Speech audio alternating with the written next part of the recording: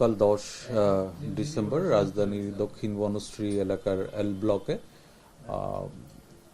মোসাম্মদ ফাতেমা আক্তার নীলি নামক এক স্কুল ছাত্রীকে নৃশংসভাবে গলা কেটে হত্যা করা হয়েছে। এই হত্যার জেরে ইতিমধ্যে খিলগা থানায় একটি হত্যা মামলা দায়ের করা হয়েছে। ভিকটিমের বাবা মোহাম্মদ সজীব বাদী হয়ে মামলাটি করেছেন, অজ্ঞাতনামা ব্যক্তিদের আসামি করে। প্রাথমিকভাবে আমরা বেশ কিছু বিষয় নিয়ে কাজ করছি।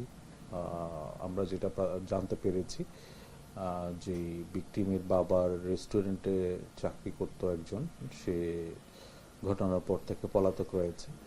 তারা এই বিষয়টা আমাদেরকে জানিয়েছে। এগুলো আমরা ঘটনার সাথে এটার কোনো সংশ্লিষ্টতা আছে কিনা সেটা খতিয়ে দেখছি।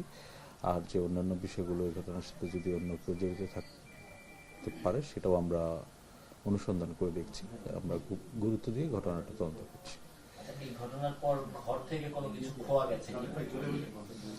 এই পর্যন্ত আমরা এরকম কোনো তথ্য পাইনি। তারপর যেহেতু মামলাটি তদন্তাধীন রয়েছে, আমরা সম্ভব সবকিছু বিষয় আমরা মাথায় রেখে তদন্ত কার্যক্রম এগিয়ে নিচ্ছি। মামলায় উল্লেখ করা হচ্ছে যে 5 লাখ টাকা খোয়া গেছে, 5 ভরি স্বর্ণ খোয়া গেছে। মানে এমন কি হতে পারে যে যেহেতু বাসায় ওই সময় শুধুমাত্র ওই মেয়েটাই ছিল এবং বাসায় আর কেউ ছিল না, যে কেউ এসে এগুলো নিয়ে যাওয়ার জন্য বা এগুলো নেওয়ার সময় ঘটনা ঘটিয়েছে? না, প্রাথমিকভাবে আমরা যেটা জানতে পেরেছি, গতকাল দুপুর 1:30 যে ভিকটিমের বোন বাসা থেকে বের হয় এবং সেই 3:30টার সময় বাসায় ফিরে তার গলা কাটা মৃতদেহ দেখতে পায়।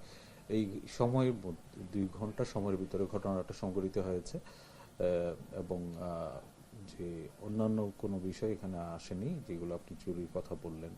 তো আমরা যে মূল সাসপেক্ট যিনি, তার পরিবার থেকেও যেটা সাসপেক্ট হিসাবে যাকে বিয়ে করা হচ্ছে তাকে আমরা শনাক্ত করার চেষ্টা করছি, যেহেতু সে তাদের দোকানে কাজ করলেও কিন্তু তার পূর্ণাঙ্গ নাম বা ঠিকানা তাদের কাছে নাই।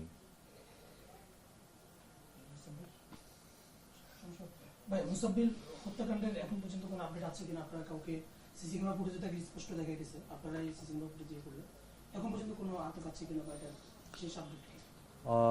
গত শুক্রবারে রাজধানীর পান্থপথ এলাকায় মুজিবুর রহমান মুসাব্বির নামক একজন ব্যক্তি গুলিবিদ্ধ হয়ে মারা যান এবং আরেকজন আহত হন। এই ঘটনায় ইতিমধ্যে জড়িতদের গ্রেফতারের জন্য আমরা কাজ করছি। ঘটনায় যারা জড়িত তাদের সিসিটিভি ফুটেজ বিশ্লেষণ করার মাধ্যমে শনাক্ত করার কাজ চলছে। আমরা এই ঘটনার জড়িতদের গ্রেফতার করে ঘটনার প্রকৃত রহস্য উদ্ঘাটনের জন্য আমরা তৎপরতা অব্যাহত রেখেছি।